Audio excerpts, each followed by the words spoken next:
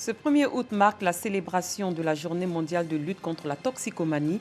Pour marquer cette célébration en Côte d'Ivoire, le Lions Club District 403A2 a mené des actions sociales. Les Parisiens sont à la recherche de fraîcheur en raison de la vague de chaleur en France. Bonsoir, vous suivez le 19h sur RTI2. Ce 1er août est dédié à la Journée mondiale de lutte contre la toxicomanie. Pour commémorer cet événement, le Lions Club District 403A2 a procédé à la réhabilitation du centre d'ergothérapie. Cette structure a également fait des dons en vivres et non-vivres aux personnes affectées par la toxicomanie. Coût de ce don, 5 millions de francs CFA. Clément Bocco. Il a souhaité garder l'anonymat pour les besoins de notre reportage. Nous l'appellerons Malik. À la suite d'un divorce, il sombre dans la dépression et va trouver refuge dans la consommation de la drogue. C'est la descente aux enfers pour lui. J'ai lutté par moi-même à plusieurs reprises pour m'en sortir et vu que je ne pouvais pas, c'était carrément impossible à cause du syndrome de manque qui est vraiment douloureux et qui fait qu'à chaque fois il y avait les rechutes. Je faisais 3 jours sans fumer, 1 semaine sans fumer, je retombais.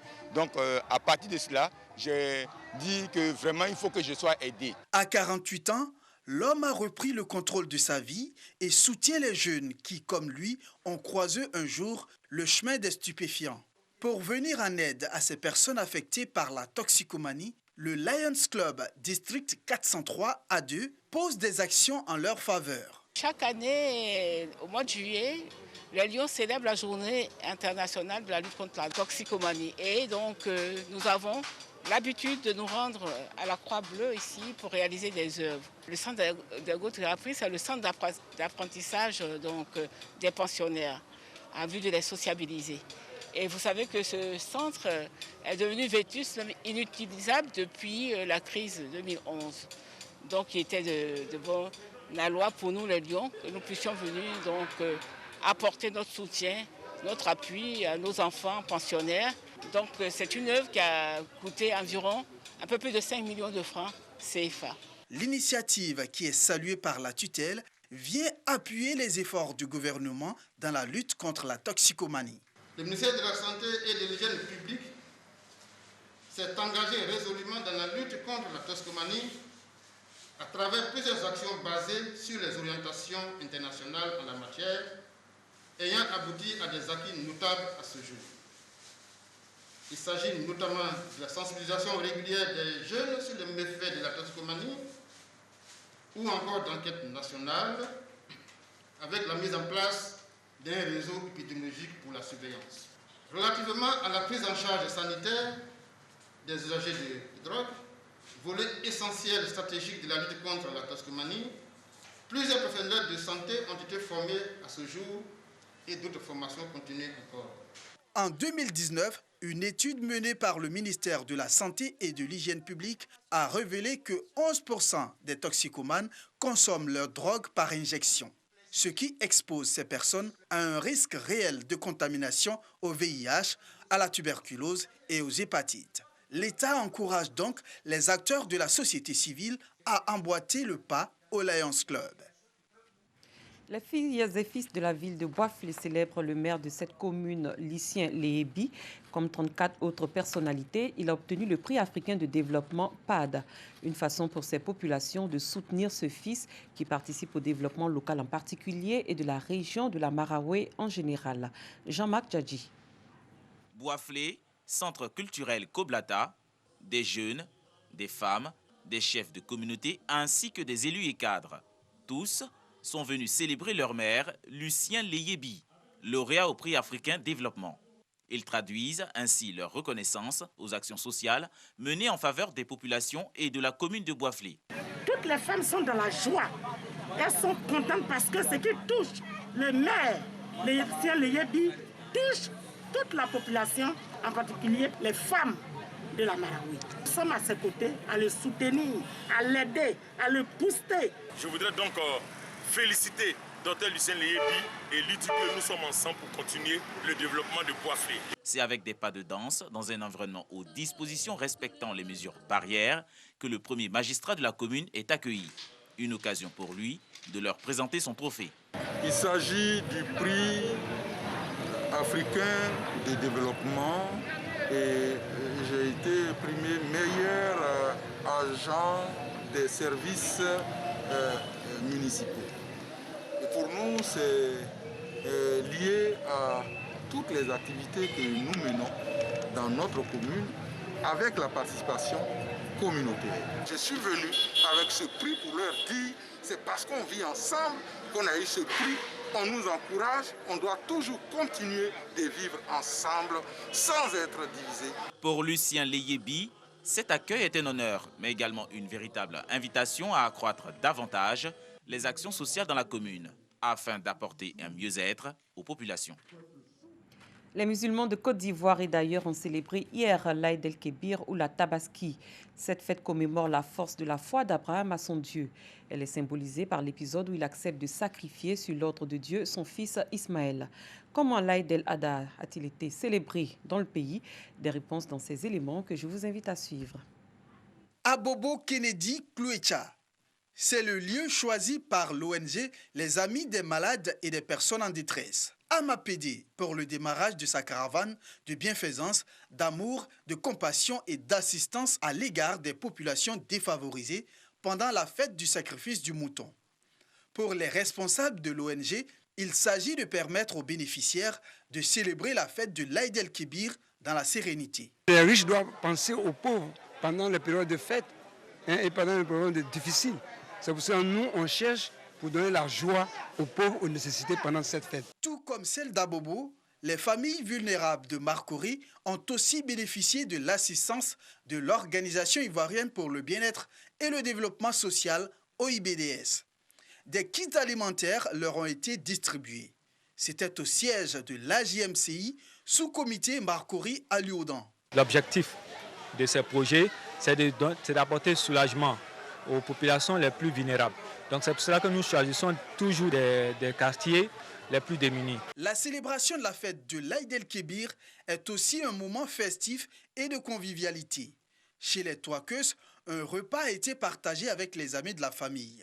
Objectif, renforcer les liens de fraternité, de cohésion et de solidarité. La fête de la Tabaski,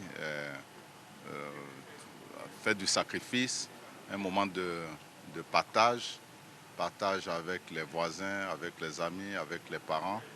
Et ça a été un bonheur de recevoir ici des amis de la communauté musulmane, mais aussi d'autres confessions religieuses qui sont venus partager ces moments de joie, de fraternité, de bonheur avec nous. Ces moments de convivialité et de partage de kits alimentaires aux populations vulnérables, salués par invités et bénéficiaires. Cela a créé en nous une satisfaction, une joie immense de pouvoir bénéficier de ces dons-là à la faveur d'une fête aussi importante qu'est la Tabaski.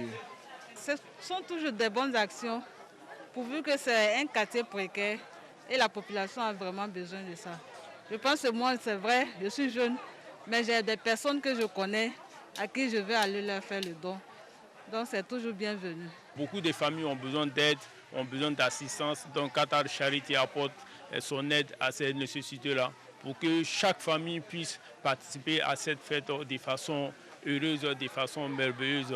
La fête de la Tabaski est célébrée après la station sur le mont Arafat qui marque la fin du Hajj, le pèlerinage à la Mecque, 5e pilier de l'islam.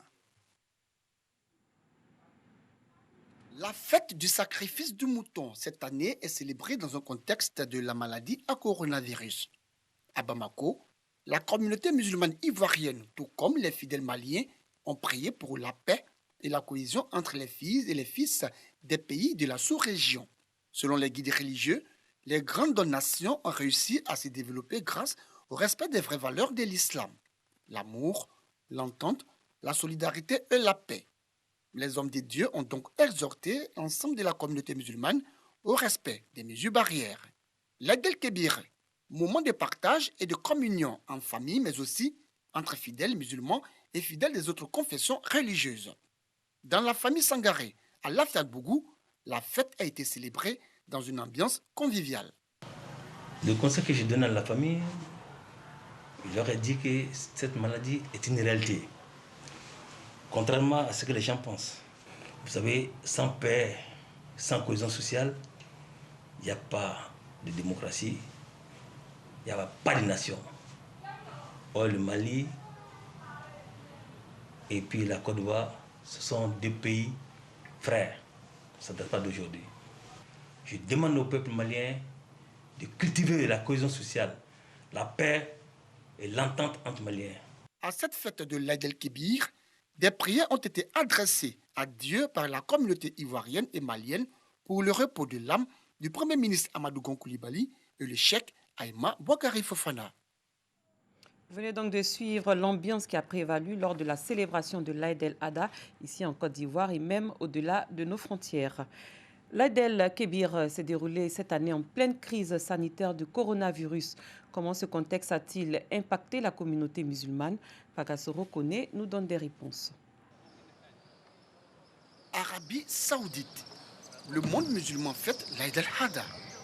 Des célébrations marquées par la crise sanitaire. La grande mosquée de la Mecque est vide lors de l'Aïd pour la première fois de son histoire moderne. Seul le personnel de nettoyage et de sécurité y est autorisé. À Jérusalem, la mosquée Al-Aqsa accueille les fidèles en nombre. Afghanistan, à Kaboul, les prières démarrent conjointement au cessez-le-feu entre talibans et forces de sécurité. Turquie, au cœur d'Istanbul, des célébrations historiques à Sainte-Sophie. L'ex-basilique accueille son premier Aïd depuis sa transformation en mosquée depuis juillet. Je voulais être présent dans cette belle atmosphère et vivre cet instant historique en compagnie de musulmans venus des 4 coins du monde pour partager un bon moment de joie. Algérie, atmosphère plus morose sur ce marché d'Alger. Les restrictions sanitaires pèsent sur les ventes de bétail. À cause du virus, cette année, il manque l'ambiance de l'Aïd. Il y a une grande différence avec les autres années. Il n'y a pas de charme. France, à Villemomble, en Seine-Saint-Denis, les prières ont lieu à ciel ouvert. Le nouveau maire a ouvert un stade pour les célébrations. Un bonheur pour les fidèles obligés d'aller dans une ville voisine en temps normal. Là, c'est juste à côté et tout le monde est là.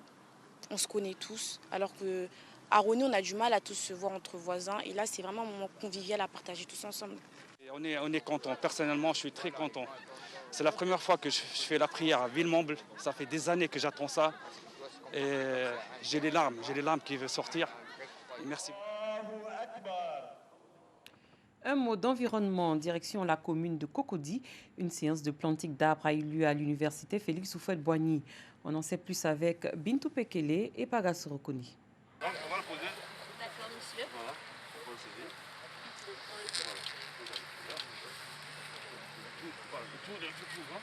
Ces ingénieurs du ministère des Eaux et Forêts en pleine démonstration de planting d'arbres. Nous sommes à la journée de planting d'arbres initiée par l'association des étudiants dynamiques de Côte d'Ivoire au sein de l'université Félix Houphouët-Boigny de Cocody. Une activité écologique pour lutter contre le réchauffement climatique. On a étudié, on a vu que c'était nécessaire de planter les arbres, vu que ça donne ça purifie l'air et ça participe à la santé d'autrui.